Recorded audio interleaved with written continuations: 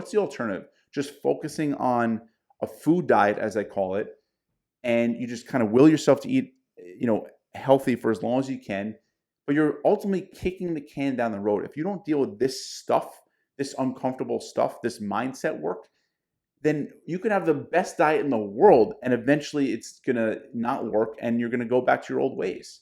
So to me, commitment is all about a willingness to be open and honest and vulnerable. And trying, of course, is doing it despite the uncomfortable feelings, that practice we often talk about.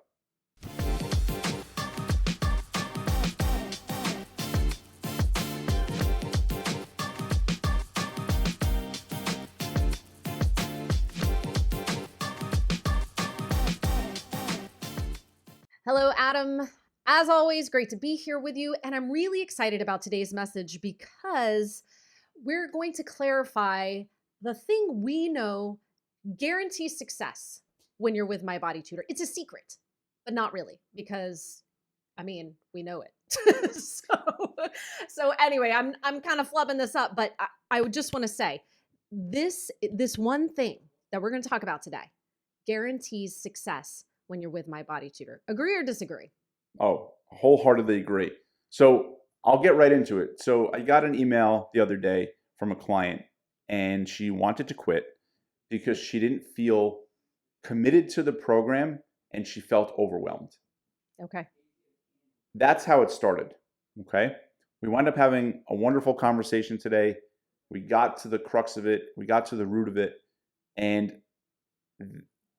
talking through that with her, I think was super helpful because she's excited to continue now. And we got to the issues. And that's what we want to talk about because I know this is something that other people feel and I want to share it. Okay. Well, so let's dive in. So she didn't feel committed and now things have changed. So Yes. What was the magic? What's the secret? So the secret is a willingness to be 100% honest with yourself and your coach in what you're eating. So what was going on with this client was she was submitting her report at the end of the day. And then, like many people do, she would sit on the couch. Her day was finally ending. She would treat herself and she was having an ice cream, a pint of ice cream or snacks or whatever it was. And she wasn't sharing that with her coach.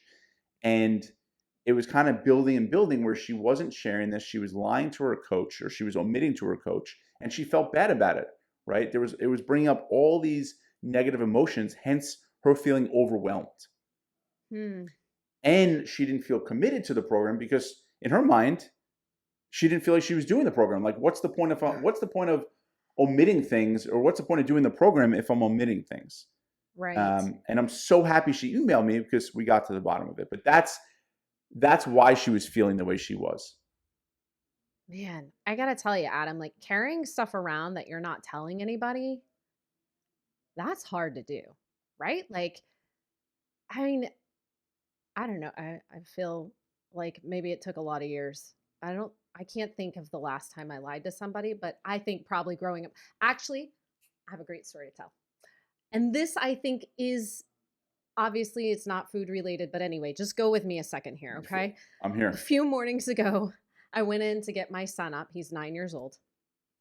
Leaned over, gave him a little kiss on his cheek, and he said, "Mommy, I've been keeping a little secret from you." And I said, "Oh, you have?"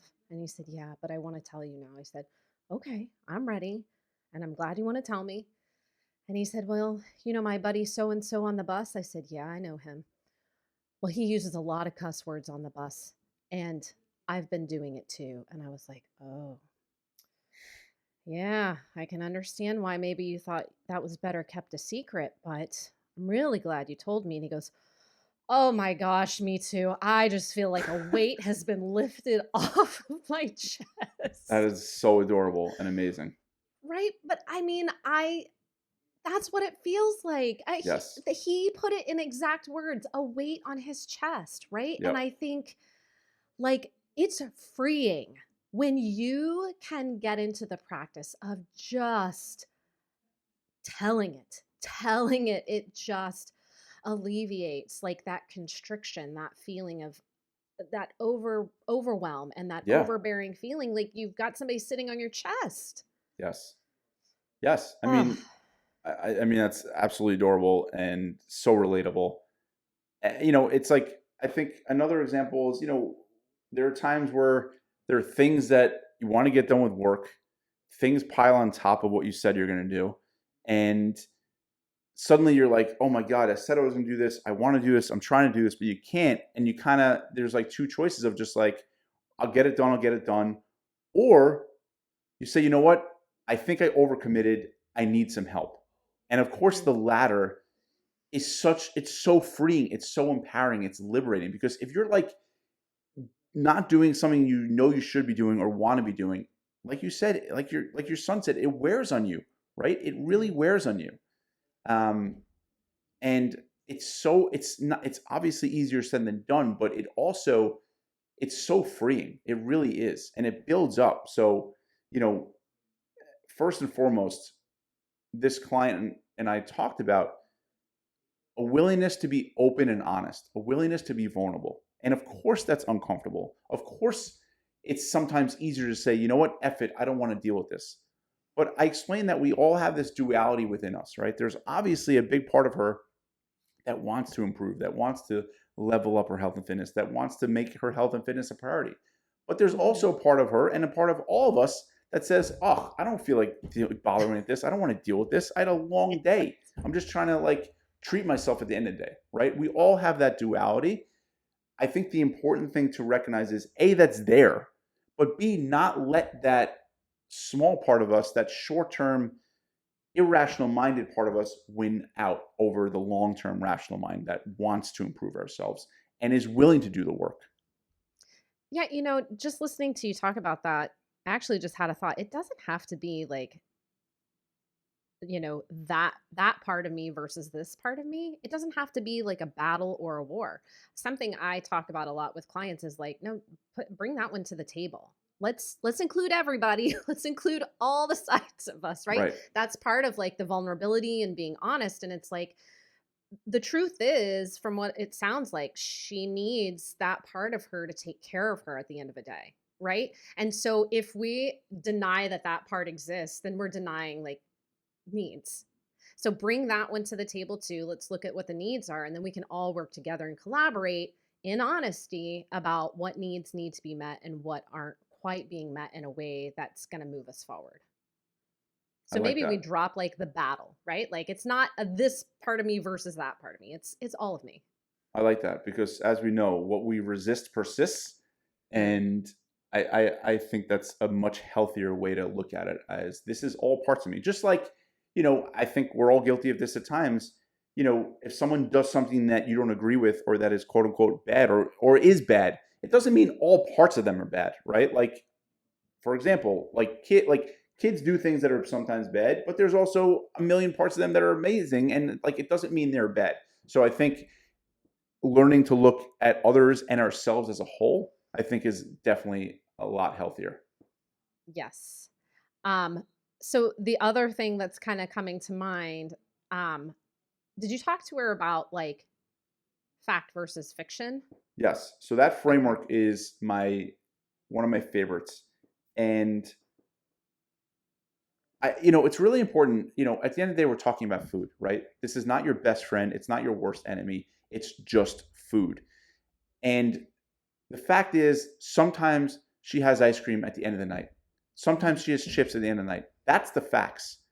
The fiction is everything else we tell ourselves, right? All the stories we come up with, the narratives we tell ourselves, all that stuff, right? That's uncomfortable stuff.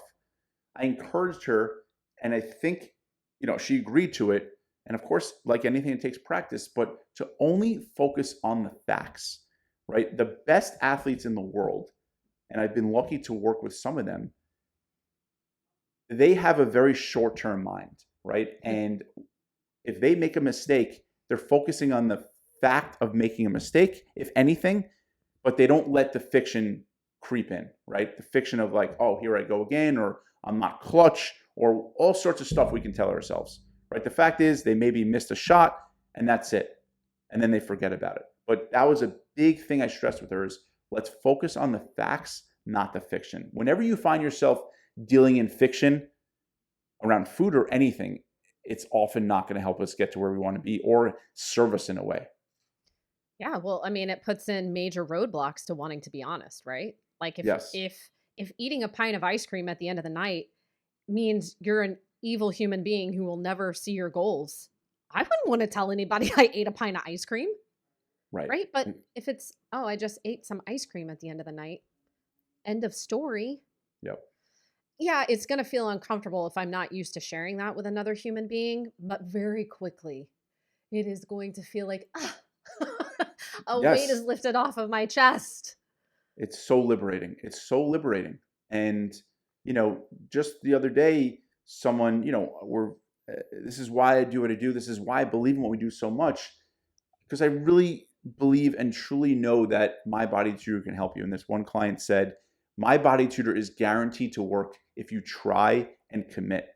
And commit to me means a willingness to be open and honest and vulnerable, right? And again, that is uncomfortable at times. There's no question about that. But what's the alternative? I think sometimes we need to look at the alternative. What's the alternative? Just focusing on a food diet, as I call it, and you just kind of will yourself to eat, healthy for as long as you can, but you're ultimately kicking the can down the road. If you don't deal with this stuff, this uncomfortable stuff, this mindset work, then you could have the best diet in the world and eventually it's going to not work and you're going to go back to your old ways.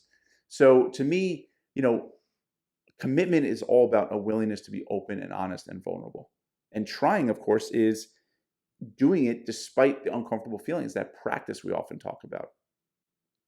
I think that really that definition of commitment in my mind makes commitment way less overwhelming, actually, right? Like, because we see this all the time. I'm not ready to commit. I can't commit. I don't have time to commit. And I think when people think of committing to something like my body tutor, well, it not only means making time to do all the things I've got to do to be in touch with my coach, but then it's all the things I'm supposed to be doing to get fit, lose weight, change my relationship with food, blah, blah, blah, blah, blah. Right. And the Yep. list is so huge. But if we agree right now that commitment equals willingness to practice being open and honest, it's really hard not to commit.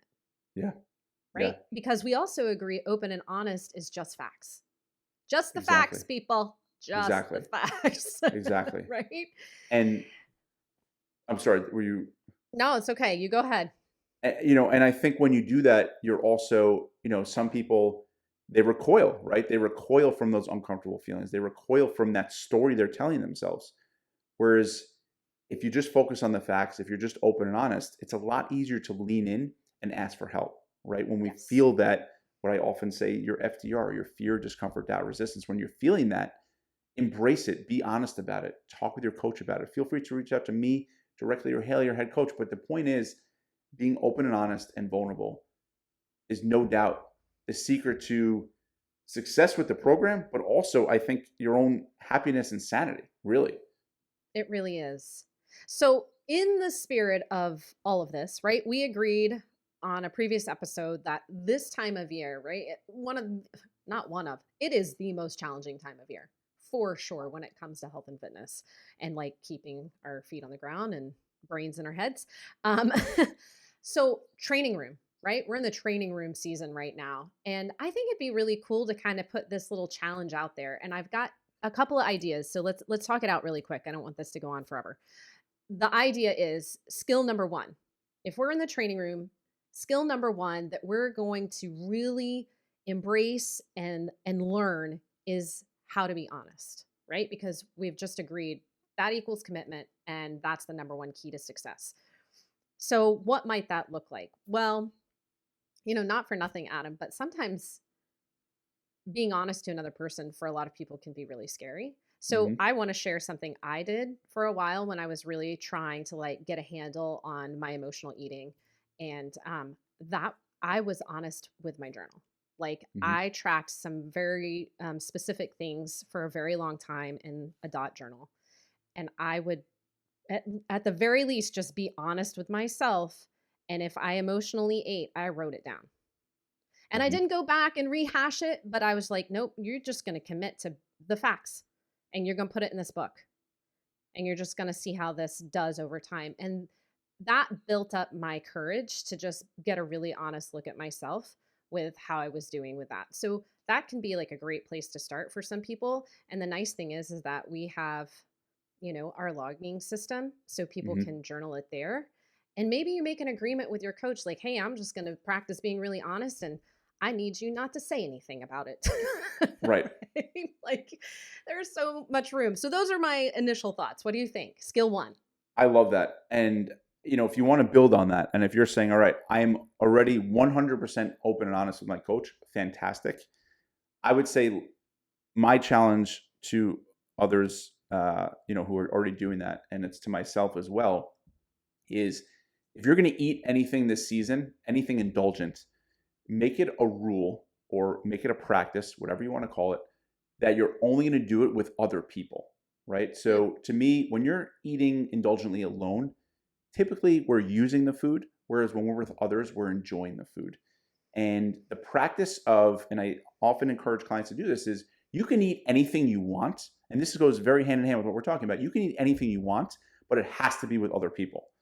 Because again, I don't want there to be shame around food. I don't want there to be like, all right, I went out to dinner and I had the salad with friends or family, and then I come home and eat what I really want. No, it's just food. It's not that big a deal. It's not a big deal at all. And ultimately, as we know, what we eat in private, we wind up wearing in public. So my challenge for you is if you're already being 100% open and honest with your coach, challenge yourself to only eat indulgently with other people around. Okay. And I think that could be really, really powerful.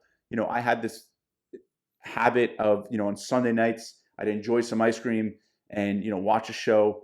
And like, the family was sleeping and it was fine. It was definitely an escape. It's so much more enjoyable now for all of us to go out to ice cream, or we all have ice cream together, because we're just enjoying it together. I'm not using the food. It's not this like escape, and it doesn't feel so secretive, right? It's just out in the open, and that's the idea. I like it. So it's just that's the level up, the Yes, complexity component. yes, All right, cool. So that's the challenge for skill 1 for our training room season is practice being willing to practice being open and honest. yeah. And I think the definition of commitment is really powerful that we shared. Mhm. Um, And it's interesting when you find yourself saying, "I don't feel committed," or "I feel overwhelmed."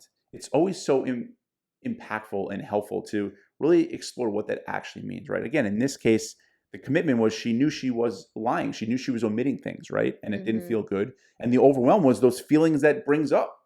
So it's always fascinating to me when we get to, kind of peek under the hood and figure out what's going on. And now, this client is ready to move forward, which is amazing because now I know she will get to where she wants to be. That is great. And I just want to throw a shout out there, Adam, to all of our amazing clients for how inspirational they all are, right? Like, thank you to this client for bringing her struggles to us and inspiring us to share with others. And thank you to all of our successful clients for inspiring us every day with their achievements. I just want to put that out there. Yeah, As we're no, saying. it is tricky at times. It's uncomfortable at times, but it's so worth it. It's so inspiring. Um, and we know the alternative, right? The alternative is you just kind of say, I don't want to deal with this. And you're just kicking the can down the road. And that's the last thing I want. As I told this client, I had a conversation last week with someone who was in their 80s. And she's like, oh, I wish I did this work years ago, like, Mm, decades ago. And that's the thing. Like, we can't escape this. So we might as well do it sooner than later. And that's what we want for you because it's so empowering and it's so worthwhile. absolutely. All right, guys. The secret's out. It's commitment, but it's actually a willingness to be open and honest. That's it. That's the secret. Keep the overwhelm down by stepping into honesty. All right, you have your assignment. We'll look forward to hearing from you. And until then, take good care.